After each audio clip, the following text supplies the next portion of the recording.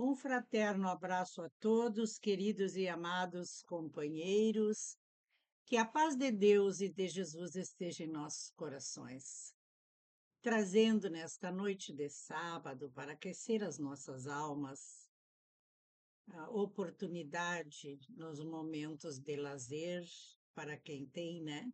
Ou diante do seu próprio interesse à vontade, encontrar sempre, por mais ocupado que seja, um tempinho para reflexões a respeito da história mais importante da humanidade e conseguirmos, assim, compreender um pouquinho mais nas nuances dos ensinamentos de nosso mestre querido, modelo e guia para todos nós.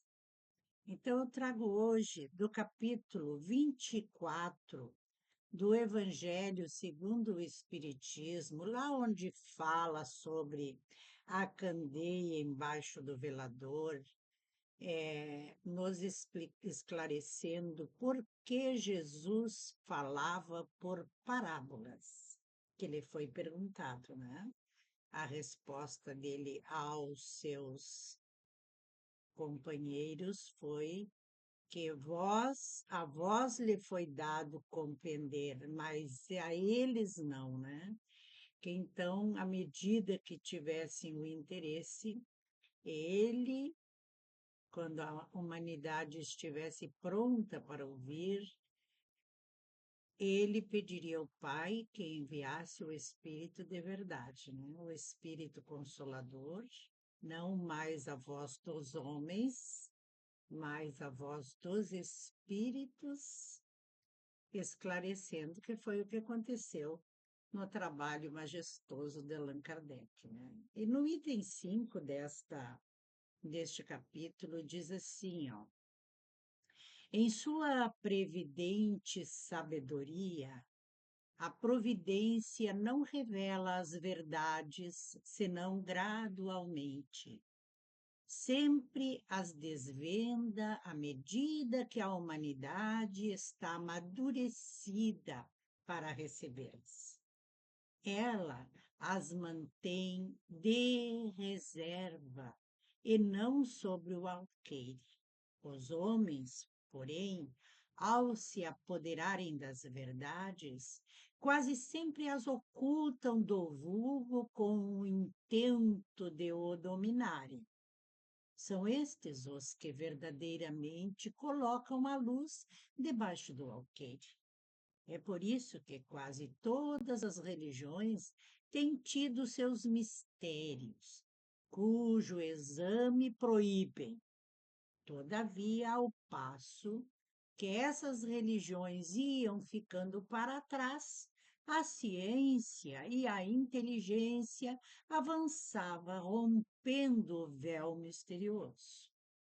Havendo-se tornado adulto, o vulgo quis penetrar o fundo das coisas, eliminou de sua fé o que era contrário à observação.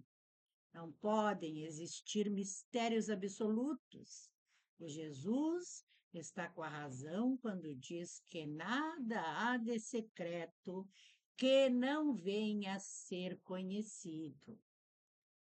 Todo o que se acha oculto será descoberto um dia. E o que o homem não pode ainda compreender na terra, lhe será sucessivamente desvendado. Em mundos mais adiantados, quando se houver purificado. Aqui na terra, ele ainda se encontra em pleno nevoeiro. E é de perguntar-se que proveito o povo poderia tirar dessa multidão de parábolas, cujo sentido lhes é oculto. Nota-se bem que Jesus somente se exprimiu por parábolas sobre partes, de certo modo, abstratas da sua doutrina.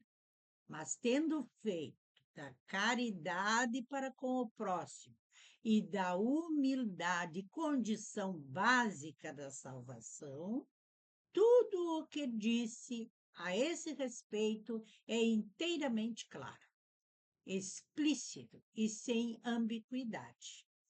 Assim devia ser, porque era a regra de conduta, regra que todos tinham que compreender para poderem observá-la. Era essencial para a multidão ignorante, ao qual ele se limitava a dizer: Eis o que é preciso fazer para ganhar o reino dos céus. Sobre as outras partes, ele desenvolvia por seu pensamento apenas aos discípulos, por serem eles mais adiantados moral e intelectualmente. Jesus pôde iniciá-los no conhecimento da verdade mais abstrata. Foi por isto que ele disse: aos que já têm, ainda mais se dará. Segundo está no capítulo 18, né?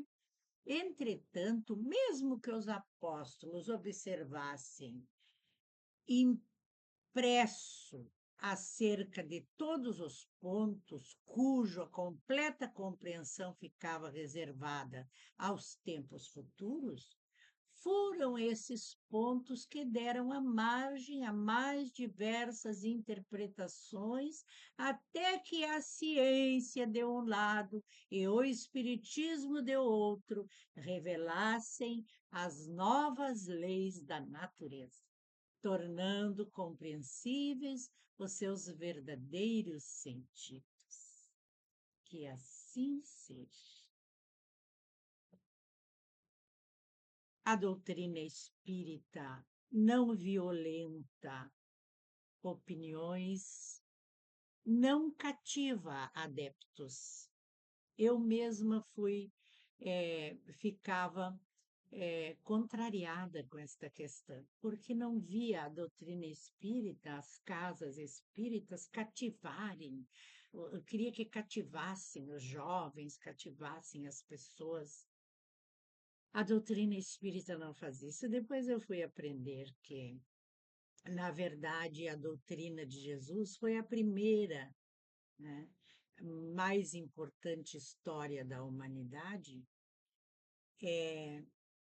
e a ela, meus queridos, é necessário chegar o tempo devido de evolução de cada um, como nos explica o texto, né?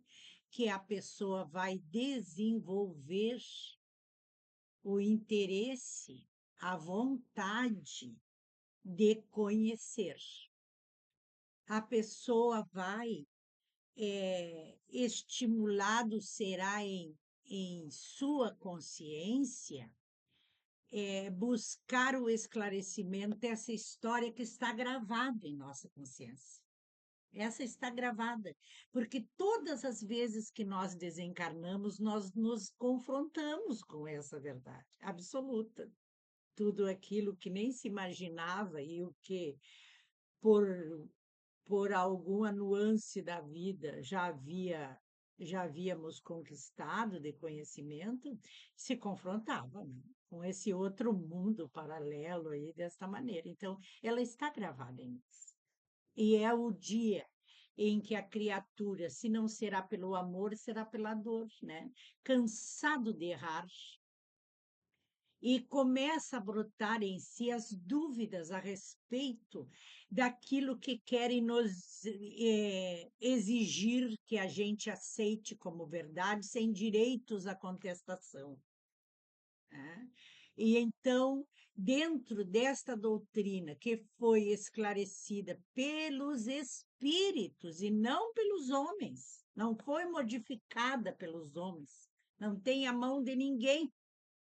O que Allan Kardec escreveu, a pesquisa de Allan Kardec, na verdade, ela veio de vários pontos do globo, durante o tempo que ele estava fazendo os 5 livros da codificação, de vários pontos, através de médios que não se conheciam e não sabiam que estava sendo, naquele momento, estudado aquele ponto. E de vários pontos vinha o mesmo questionamento com o mesmo tipo de resposta. E os médios que foram escolhidos como aceitação para chegarem a um denominador comum eram pessoas de altíssimo nível moral, não é intelectual, não é intelectual. Porque quando ele disse que os espíritos iriam se manifestar em todos os pontos do globo, entre velhos e crianças, pobres e ricos, de todas as classes. E é verdade, porque o dom da mediunidade é de todos. E aqueles que têm a mediunidade ostensiva, com essa capacidade de se intercomunicar com os espíritos, quer na psicografia, quer na visão, na, na fala, na audição, estes independe do seu ponto intelectual. Pode ser até analfabeto, que, aliás, em muitos analfabetos já se teve provas imensas de mediunidades incríveis, né? Então, aí é que se dava, de vários pontos chegavam cartas para o Allan Kardec, falando sobre aquele mesmo assunto. E todos os pontos que foram esclarecidos, mensurados nos livros da codificação de Kardec, foi usado pela ciência a partir de então, querendo provar que estava errado, porque a turma da oposição era imensa, né? O primeiro ato foi queimarem os livros todos. Mas a ciência, querendo provar que era errado, começou a encontrar respostas para os seus próprios estudos de N situações, como da, da medicina, né, das grandes descobertas, apegados às afirmativas dos espíritos, como até hoje, graças a Deus, né, vemos a ciência dia após dia comprovando a existência de Deus agora, né, comprovada, a existência da alma, né, que é o mundo paralelo, né, o valor da fé. Então, o que nós precisamos apenas é chegar àquele tempo, vai chegar o tempo. A pessoa será chamada pelos exercícios da vida inúmeras vezes, vai adoecer, um parente, um vizinho se curou na doutrina espírita, vai acompanhando alguém lá na casa espírita, sente uma paz imensa, tão maravilhoso, não vai mais, não procura mais, mas o tempo vai indo, lá um dia vai despertar por causa de um filho que está precisando, por causa da pessoa própria que está ali, ou dúvidas virão, interesse será despertado e a pessoa vai querer procurar. A pessoa vai querer se interessar pelo assunto mais importante que todos nós vamos ir e vir quantas vezes necessários até nos interessarmos nesta terra de buscar o verdadeiro esclarecimento de onde viemos, por que estamos aqui, para onde vamos. São as 3 perguntas mais importantes para o homem se interessar de buscar os esclarecimentos. Que a luz se faça, meus queridos e amados, nos nossos corações. Fomos criados para buscar permanentemente o caminho da luz. E viemos para esta terra nos libertar das amarras do passado e buscar a plenitude de espíritos iluminados, aonde o espírito anula-se a si próprio e a sua única felicidade é praticar a caridade e amar o seu próximo como a si mesmo. Portanto, tudo aquilo que parece verdade para nós hoje, amanhã nós vamos modificar os conceitos. E assim será.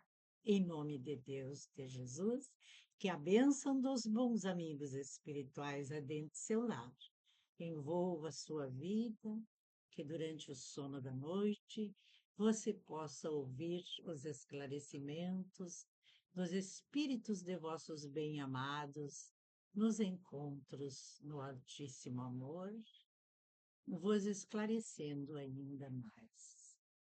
Que essa paz permaneça em seu coração, hoje e sempre, e a luz se faça para todas as pessoas em seu convívio e todas as pessoas que habitam esta terra, e igualmente todos os espíritos que por aqui pululam, nos auxiliando a vivenciar aqueles protagonismo da nossa trajetória nesta terra, aonde eles são os coadjuvantes, né? Muito bem. Obrigada, queridos, e um grande abraço a todos.